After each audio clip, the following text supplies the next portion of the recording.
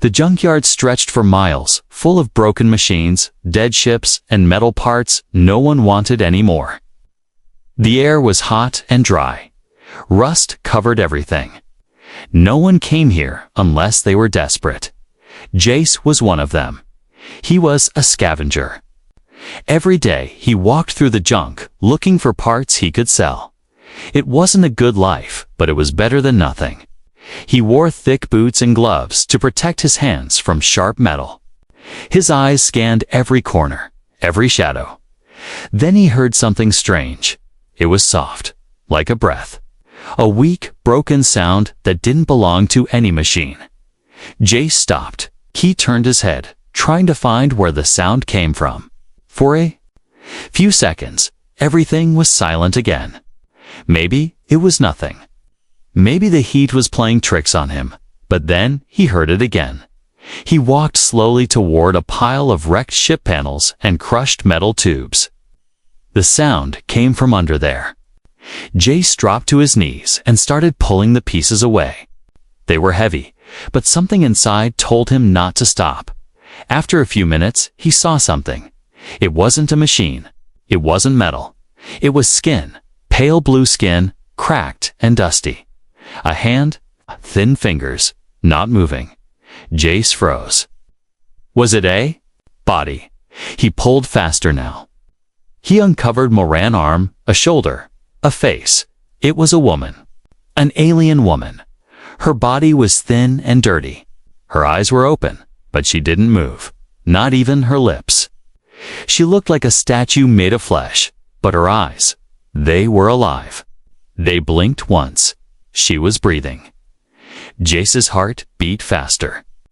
What was an alien woman doing here? Why was she under all this junk? And more than that, why was she still alive? He looked around. No one was near. The junkyard was quiet. Only he had found her. The woman didn't speak. She didn't try to move. Her lips were dry. Her body looked hurt-scratched and bruised. Jace gently touched her shoulder. "Can you hear me?" he asked softly. Her eyes blinked again. Yes, she was alive. Jace took off his scarf and used it to wipe dust from her face. He had no idea what species she was. Her eyes were large and golden. Her hair was white, long and tangled with wires and dirt. He noticed something strange on her back. Under the skin, a line of small lights glowed faintly. It looked like alien tech. Maybe it was part of her spine. Maybe it was keeping her alive. She couldn't move. Jace looked at her body. No movement in her arms or legs. Just her eyes and breath, paralyzed. She had been left here, live, paralyzed, and buried. "Who did this to you?" Jace whispered, no answer. Of course. She couldn't speak. Jace looked around again. If anyone found her, they might report her worse, sell her. He had a choice: walk away and pretend he never saw her, or help her hand risk everything. He looked into her eyes again. There was something there. Not fear, not hate, just pain and hope. "I'm not leaving you here," he said quietly. He gently lifted her in his arms. She was light, too light, like she hadn't eaten in days. Her body was cold. The tech on her spine gave a soft hum as he moved. Jace carried her across the junkyard, trying not to be seen. His shelter wasn't far, just a metal hut built from scrap and old ship walls. It wasn't much, but it was safe. Inside, he laid her on a soft old mattress. He brought water and slowly helped her drink. She didn't speak, but her eyes watched him closely. He cleaned her wounds, covered her with a blanket, set up a small fan to cool the room. She blinked once again. A thank you. Maybe Jace sat beside her, staring at the ceiling. Who was she? Why had someone left her to die? And why did he feel like this was just the beginning? Outside, the junkyard stayed silent, but deep in the shadows, someone or something was watching. Jace didn't sleep that night. He sat near the silent alien girl, watching her chest rise and fall slowly. Every breath she took was a reminder she was still alive, still fighting. She hadn't said a word. She hadn't moved her arms or legs, but she was breathing. And that was enough for now. Jace had never seen anyone like her. Her skin was smooth, with a soft blue glow that shimmered faintly in the dark. Her eyes when open were like golden glass. Beautiful, but distant. Like she was locked inside herself. He talked to her anyway, even if she couldn't reply. "I cleaned your wounds," he said softly. "I hope that's okay. You were bleeding a little, not badly, but enough to scare me." She blinked once. That blink, again. Jace smiled a little. "You understand me, don't you?" Another blink. Slower this time. His chest tightened. He wasn't sure why he cared so much. He had seen suffering before. He had walked past hungry aliens, sick travelers, broken robots. He had learned to ignore them, but he couldn't ignore her. Maybe it was the way she looked at him. Maybe it was because she couldn't ask for help, and still hoped someone would. She tried to open her mouth. Her lips barely moved. A dry whisper came out, no words. Just air. Jace reached for the water again and lifted her head gently. "Easy, just drink." He held the cup and tipped it slowly. Her throat moved. She drank just a little. Enough to stay alive. "You're doing great," he whispered. She blinked again. This time, her gaze stayed locked on him.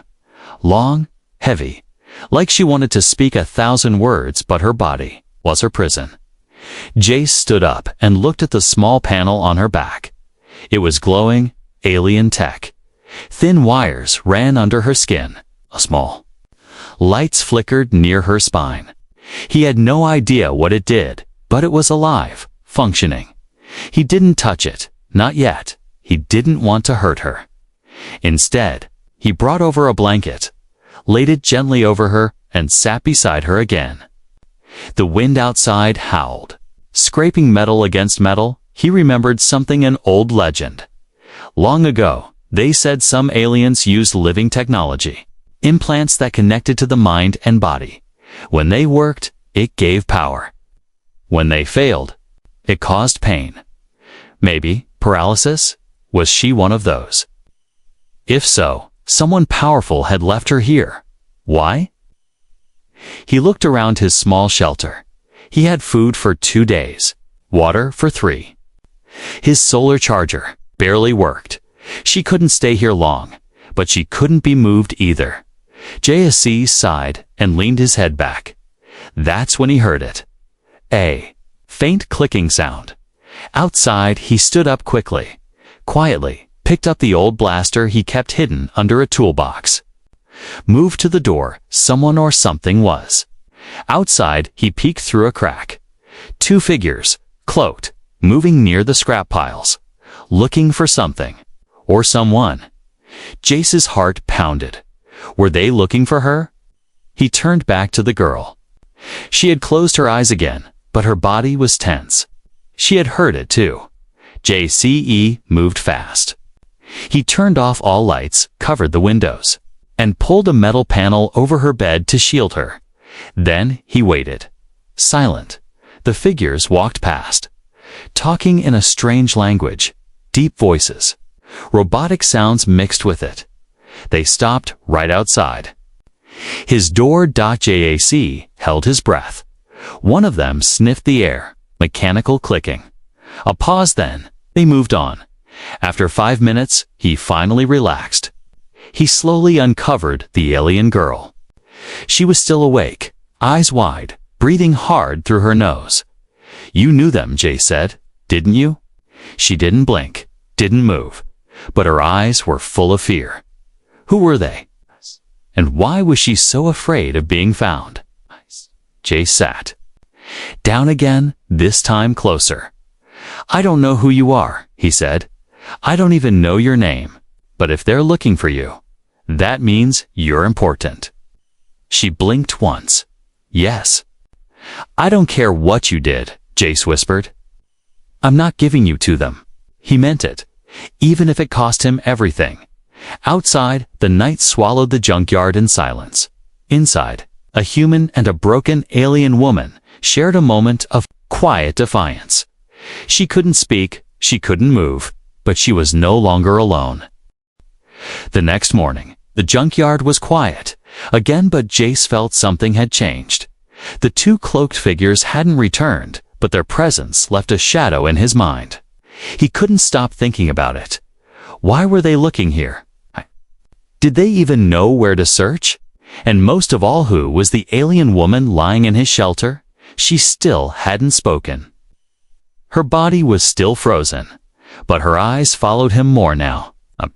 There was more alertness in them. She blinked at the right times. She watched his every move like she was trying to understand him, and Jace noticed something else too. The panel on her back, those strange lights near her spine, they had changed. At night, they were soft and blue. Now they pulsed with a slow, red glow. It wasn't fast or loud, but it was different. Like a machine waking up. He took a closer look. Careful not to touch her. The lights were inside her skin, built into her body like part of her bones. It was alien tech, yes, but more advanced than anything he had seen before. Not even black market tech was this clean, this smooth. He pulled out his small scanner, usually used for scrap metal. He waved it over her back. The screen blinked. Power. Source detected organic tech interface. Level 9 warning. Unknown signal. Jace frowned. Level 9, that was off the charts. Just what are you? He whispered. The alien girl blinked. Her body was still, her face calm. At her fingers, one of them twitched. It was tiny. Barely anything. But it was the first time any part of her body had moved. He leaned in.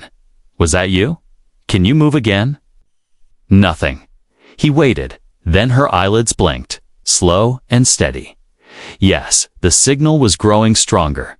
He stood up and looked at his tools. Maybe he could do something. He wasn't a doctor, not even close. But he had taken apart machines, hacked control panels, even repaired neural cords on scrapbots. He looked at her spine again. The interface wasn't broken, it was active, but maybe damaged, maybe confused. He connected a signal wire to his scanner and tried reading deeper. Suddenly, his scanner glitched. The screen filled with strange alien symbols, curving lines, spinning shapes, glowing dots, then a flash. The scanner shut off. Jace fell back, blinking fast. His hand tingled. It wasn't painful, but it was strange. Like something had passed through him. He looked at the girl. Her spine lights glowed bright. Blue again. Her eyes were wide open, now more awake than ever before, and her lips parted slightly. Deep don't. The word was broken, small, dry. But it was a word. His heart jumped. You spoke. He said, almost shouting. You said something. She tried again. Touch it. Jace blinked. He realized what she meant. Don't touch the tech. She blinked once. The message was clear now. That interface in her back kit was alive and dangerous. Jace sat back, breathing hard. He had almost messed up something important, something far beyond his knowledge. Maybe the tech was part of her brain. Maybe it controlled her body or her memories.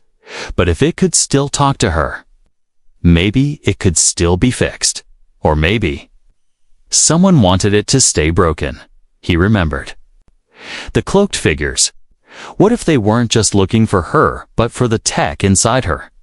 What if she was the secret? Jace looked at her again. She was watching him, eyes full of silent fear and quiet strength. You're more than just someone who was left behind, aren't you? He said no answer, but he didn't need one. He could feel it. Now, she was important. She was powerful. and someone had thrown her away on purpose. Outside, wind blew against the metal walls of the junkyard shelter.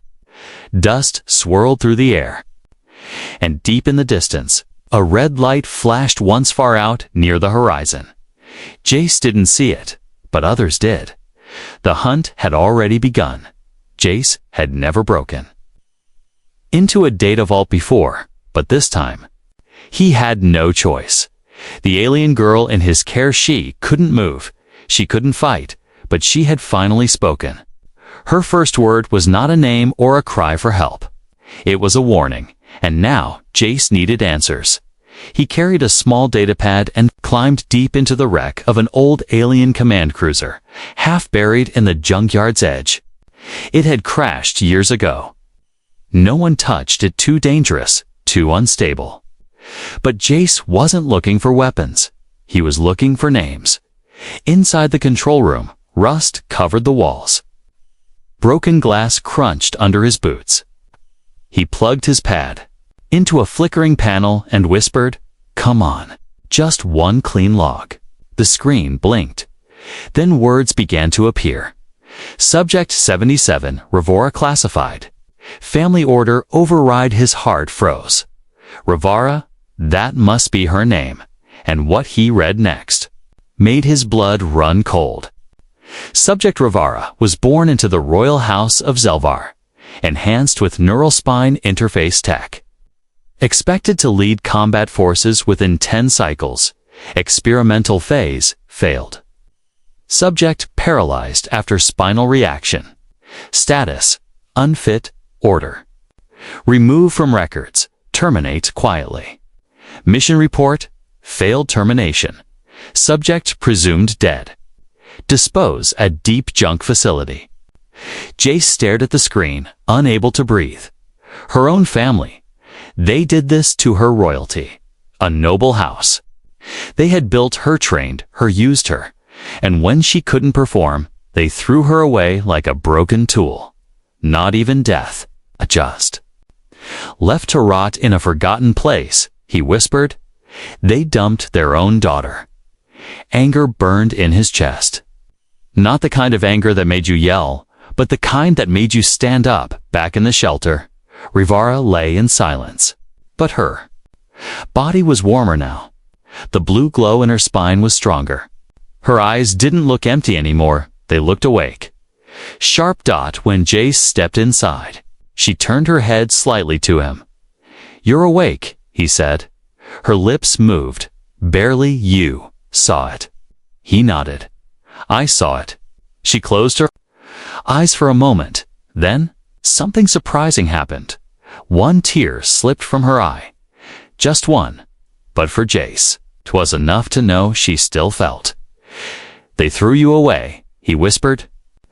"Your own blood, because you were no longer useful." She blinked. ... Power ... Broken. Shame. Jace knelt beside her.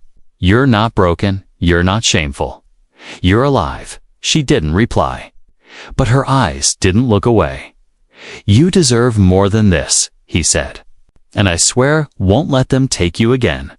A beep came from outside. Jace's pad buzzed. He checked the signal. A ship had entered orbit. Small, private, not registered.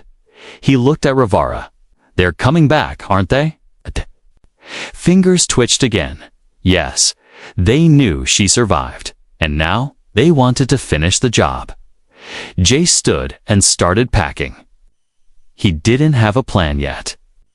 But he knew one thing. He wasn't giving her up. "I'll hide you," he said. "Move you deeper into the yard. They won't find you." She blinked twice. Her voice cracked. "No, run. You, not safe." He shook his head. "I'm not leaving you, ever." Outside, the wind picked up. Far above, a shadow passed. Across the sun, they had returned. But this time, Rivara was not alone. And this time, Jace wasn't going to run. The wind in the junkyard had changed. It wasn't just the usual breeze that moved old wires and flapped torn metal sheets. No, this wind carried something colder, something dangerous. Jace stood on the roof of his small shelter, a pair of cracked binoculars in his hands. In the far distance, dust swirled unnaturally. Not from weather, but from landing thrusters. A ship had arrived. Not large, but fast. Black, sleek, and silent. Hidden between broken towers of scrap like. A predator waiting to strike. He didn't need confirmation. He already knew. They had come for RIVARA. Inside, the paralyzed alien woman lay on her side, her glowing spine dim again. Her eyes stared at the wall, her breath steady but shallow. She was quiet, but her silence was not peace. It was fear. Jace stepped down into the shelter and locked the metal hatch. "They're here," he said softly. Her eyes moved. Then a single word. "Run." He shook his head. Not this time. He moved to his workbench and pulled off a dirty tarp. Underneath were pieces of junk-old servos, energy coils, a busted drone leg, and a pulse battery from a mining bot. Had spent days collecting the right pieces. Now he was going to use them. "I'm not a soldier," he said, placing parts together quickly. "But I've built traps for bots. I've shocked raiders before. I know how to slow things down." Outside, footsteps echoed through the junkyard. Heavy, sharp, inhuman. The hunters were near. Two of them. Jace peeked through the cracks of the wall. Both wore full black armor, smooth and featureless. No faces, no voices. Just the sound of mechanical breathing. One held a scanner, the other a plasma blade. They moved with the calm of trained killers. Jace leaned closer to Rivara. "They're not just guards, are they?" she whispered. "Silent, ...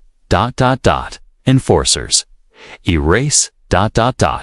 all mistakes." So that was it. She wasn't just thrown away. She was marked for deletion by her own family. Jace activated his trap. From the top of a junk tower, a motion sensor beeped. Second later, a heavy beam of scrap metal dropped fast. One of the hunters looked up too late. Crash! The beam slammed down. A shockwave of metal dust burst into the air. One down, but the second hunter moved too fast. He jumped sideways, spotted the source, and began charging toward Jace's shelter. Jace turned. "Get ready." He whispered. He grabbed Rivara's mattress and used its wheels to slide her toward a hidden passage, a tunnel beneath the floor. Built from old cargo pipes, the door to the shelter exploded inward. Smoke filled the air. Sparks flew. The hunters stepped inside. Jace didn't wait.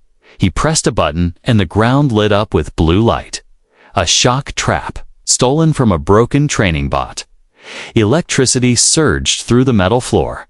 The hunter screamed. Or maybe it was his armor. He collapsed to one knee.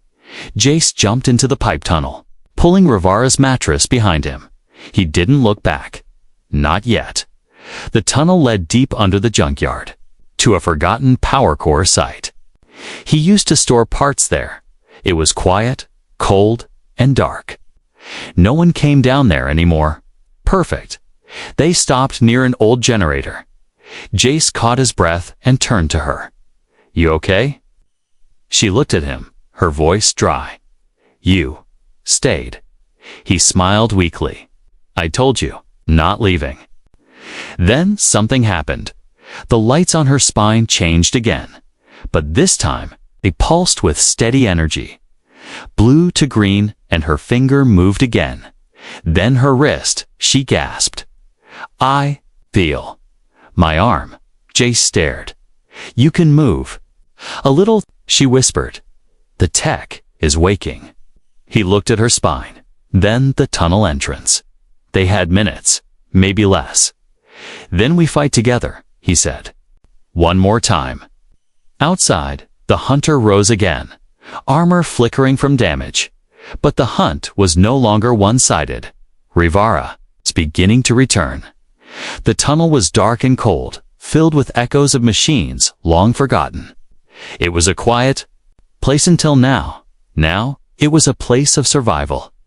Jace sat beside Rivara, watching the lights on her spine pulse like a slow heartbeat. Green, then brighter, then steady. It was the first time the glow didn't flicker. She blinked, her eyes focused, her lips moved. Something changed. Jace leaned closer. "Can you feel anything?" She nodded slowly, then her arm moved. Not much. Just a small lift of her wrist, but to Jace, it was like watching someone come back from the dead. "You did it?" he whispered. "No.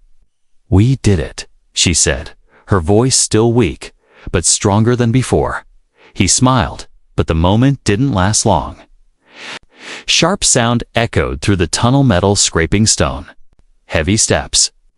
The hunter was coming. Jace grabbed a metal pipe and stood. "You hide," Rivara said. He shook his head. "Not without you." "You can't fight him," she said, breathing hard. "He's not just a soldier. He's programmed, trained to erase anyone who stands between me and death." Jace took a deep breath. "I'm just a man with junk and bad luck, but I'm not letting you die." Then he paused. "Unless you have a better idea." Rivara's eyes flicked toward the wall behind them, an old fusion coil from the wrecked ship nearby. "Energy. Overload it," she whispered. Jace's eyes widened. "You want me to blow it up?" "It'll slow him," she said. "It might kill us too." "Then do it smart." Jace nodded and got to work. He pulled out his toolkit. Wires, battery cells, an old remote spark unit. He tied them together quickly. As he worked, he spoke. "No, before I found you, I was ready to give up on people. On the whole galaxy, really." She didn't answer, but her eyes watched him closer now. He smiled again. "Funny what happens when you choose not to walk away." Suddenly, the wall behind them shook. Boom! The hunter had found the tunnel entrance. Jace handed Rivara a small power cell. "Hold this tight," he said. "I can't," she started, but her hand closed around it. It was shaking, weak, but it moved. "You're getting stronger," Jace said, hope in his voice. "I feel it, returning." The hunter's footsteps grew louder. JSE finished the wiring. A single red light blinked. The overload was ready. "Okay," he whispered. "The moment he crosses that line, I hit this." Then he turned to her. "If we don't make it, we will," she said. He stared at her, stunned. Her voice was clearer, her eyes brighter. Her hands now slowly gripped the edge of the mattress. And then, she did the impossible. She sat up, shaking, trembling but upright. "You're standing," Jace gasped. "No," she said softly. But soon, the hunter appeared at the far end of the tunnel. Jace set up the remote trigger. "Hey, ugly," he said, voice loud. "Come any closer, and I light you up." The hunter paused, then took one step forward. JSE didn't blink. He pressed the button. Boom. The fusion coil exploded in a flash of fire and light. The tunnel shook. Dust fell from the ceiling. The blast threw the hunter backward, smashing him into the wall. Jace dove over Rivara to protect her. When the smoke cleared, the tunnel was quiet again. Coughing, Jace looked up. "You okay?" Rivara nodded slowly, but then something even more shocking happened. She moved her leg. Jace sat back, stunned. "You just moved." "I can feel my body," she whispered, voice shaking. After all this time, Jace helped her sit upright, fully. Her body leaned against him for support, but she was no longer frozen. "You're healing," he said. "It's not just the tech, it's you." She looked at him, eyes soft. "It's because someone finally chose to save me." Hey. They sat in silence. For a moment, then Rivara said, "I'm not ready to fight yet." "You will be." "But when I am," she said, fire in her voice now, "I'm going to make them regret what they did." Jace nodded, and somewhere above, in the silent skies, another ship arrived. This time, the real threat was coming. But now, Rivara was no longer helpless. The sky above the junkyard turned black, not from clouds, but from the shadow of a ship, larger than the last. Sleek, silent, deadly. It hovered without noise, blocking the sun like a giant hand. Its lights blinked in sharp red patterns, scanning the ground like a predator searching for prey. Inside the shelter, deep underground, Jace helped Rivara to her feet. One shaky leg touched the floor, then the other. She was weak, trembling, sweat on her face. But she was upright. Her hands held the wall. Her breath was heavy, but she was standing. "Are you sure?" Jace asked softly. Rivara nodded. "I won't hide anymore." He helped her to a mirror. She saw herself for the first time in days. Her face was pale, her hair wild, her body thin, but her eyes burned with strength. "I was meant to lead armies," she whispered, "but they left me to rot like junk. Now I will show them what they left behind." She turned to Jace. "You saved me when no one else did. They have to see that now." Outside, the ship landed. 6 armored enforcers stepped out. Black suits, no faces, no mercy at their center. BrotherTall.com. Cold Dot, he held a staff with glowing lines. He was here to finish what the family started. Inside the tunnel, Jace placed a plasma tool in Rivara's hand. "It's old," he said, "but it sparks." She gripped it tight. "It's enough." They climbed out of the tunnel together, step by step. When the enforcers saw her, they paused. One spoke in their strange tongue. "Impossible." "She walks." Her brother raised his hand. "Doesn't matter. End this now." The enforcers moved. Jace stepped forward to block them, but Rivara placed a hand on his shoulder. "No," she said. "Let me." She took one full step, then another. Her spine lit up with brilliant green light, surging across her body like lightning. Her legs stopped shaking. Her arm lifted the plasma tool with surprising steadiness. "Rivara of House Salveri," one enforcer announced. "You were marked as unfit. Return now, and your death will be clean." She raised her chin. "I am not your shame." Her voice echoed through the junkyard. "I was never broken. You just couldn't control me." The nearest enforcer lunged. Rivara spun to the side slow, but precise. Her plasma tool sparked and slashed the side of his armor. He fell back, stunned. Another charged. This time, Jace joined her. He swung a hammer made from engine parts and knocked the enforcer off balance. Together, they fought not like soldiers, but like survivors. They didn't win with speed. They won with will, one by one. The enforcers fell. Then only her brother remained. He didn't move. He stared at Rivara with a strange look. "You should be dead." "I was," she said, "but a human gave me life again." He scoffed. "A weak creature with no power." "He has more strength than your entire house," she replied. He raised his staff. She didn't flinch. The staff charged. Then she ran. It wasn't perfect. Her legs shook. Her breath caught, but she ran. She struck the staff with her tool. Redirecting the energy, it exploded in his hand. He flew back. Silence fell over the junkyard. Jace rushed to her side, catching her before she fell. "You did it," he whispered. "No," she said, smiling faintly. "We did." The ship above hummed, waiting for orders, but none came. The enforcers were gone. Her brother was unconscious. The storm had passed. Later, when night fell, Rivara sat by the fire Jace had built. She looked up at the stars. "I used to think I had no future," she said. "No place." "You do now?" Jace replied. "With you?" He nodded. She smiled gently. "Then let this junkyard be my palace. And you, the one who saw me not as broken, but worth saving." He took her hand, and for the first time, Rivara didn't feel paralyzed. She felt free.